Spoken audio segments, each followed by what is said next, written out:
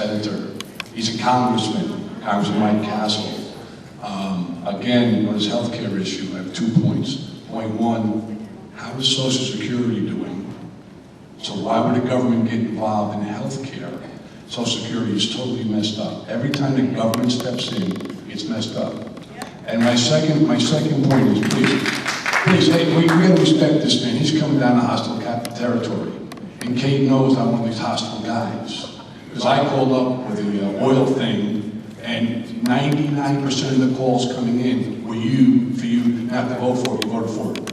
I understand 78% of the calls coming into you in this thing for you not to vote for it, but that's not the issue. The issue now is health care. So what my concern is, you need to make the stance, you represent us. That's right! He's here, we gotta respect him for coming here. He knows what he's getting into down here. So respect that, do it professionally. The issue at hand is, are you a Democrat or Republican? You represent us.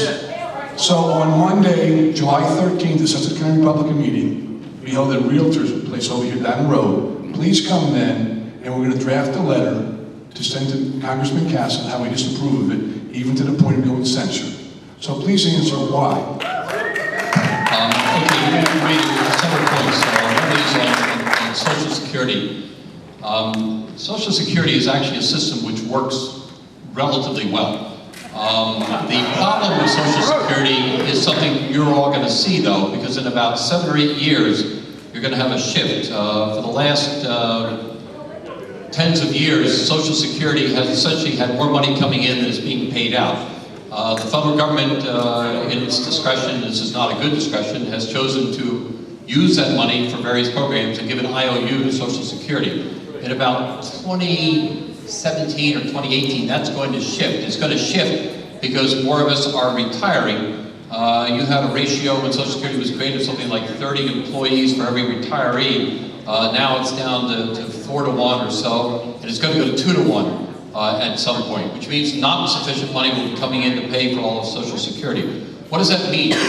It does not mean, I can't emphasize this enough, it does not mean the Social Security payments will either be eliminated or reduced for anybody, because that was not something that politicians are going to do. They understand the urgency of Social Security. There may be a possibility they will raise the minimum age at which you can start accepting Social Security. There's a possibility they will raise the amount of tax that is paid to bring in Social Security. But that problem is going to have to be addressed at some point in the near future. And by the way, the sooner the better. We've had 2 straight presidents who've basically ducked the issue, and I don't know what this president's going to do. Somebody needs to address that particular concern. So, and I'm not sure what the answer is going to be or what I would support or not support, but that's going to be a problem. Having said that, when Social Security works, it's a system which I think is beneficial to America. Many people are very dependent upon it, either for their retirement income or as part of their retirement income, and I think that's something that we need to continue to support. Let me go on with your questions here. There's a gentleman in the blue shirt right here. Healthcare. You know, I'm with you. I don't want the government involved in anything more than the government has to be involved in. Back in 2008 at the Republican convention down at the beach. This is in July of 2008. At that time, the bank bailout was just getting started, and at that convention, I asked you a specific question, whether you believe that these banks should be allowed to fail, or should the federal government step in and bail them out. You told me at that time that they needed to fail.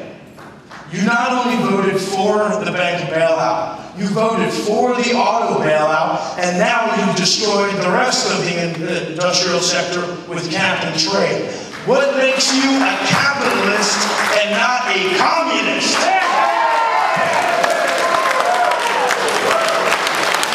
Well, Doug, you and I have had this discussion before. Let me just make a couple of brief points. First of all, with respect to the bank, so-called bailout situation, that, while it's called a bailout, as you know, is a loan. Equity was obtained, and most of these banks are now paying that money back with interest to the United States government, actually making money with respect to that. The automobile circumstance is a question of keeping auto manufacturing jobs in the United States. Unfortunately, it didn't help as far as our good state is concerned, but as far as the rest of the country is concerned, hopefully we're going to be able to keep, particularly Chrysler and General Motors, in business, in going in that particular direction. And obviously, you and I disagree on the future of what will come from the cap and trade. I won't go into that again because we've already discussed it, but you know, we have a difference there. We've got to make decisions based on what you think are the best interests of the country from a capitalistic point of view, which is what I happen to believe in. Remember, as governor of the state, I fought to increase jobs, which we did. And I think we need to continue that at the federal government level. And that's altered in my mind as I cast the The only jobs you are creating are government jobs. For all the men and women that died for this country in 1776 till the present time, I think we should all stand up and pledge allegiance to that wonderful flag. Sacrifice their lives for our freedom.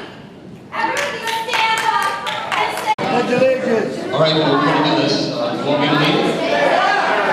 Everybody, join in. I pledge allegiance to the flag of the United States of America.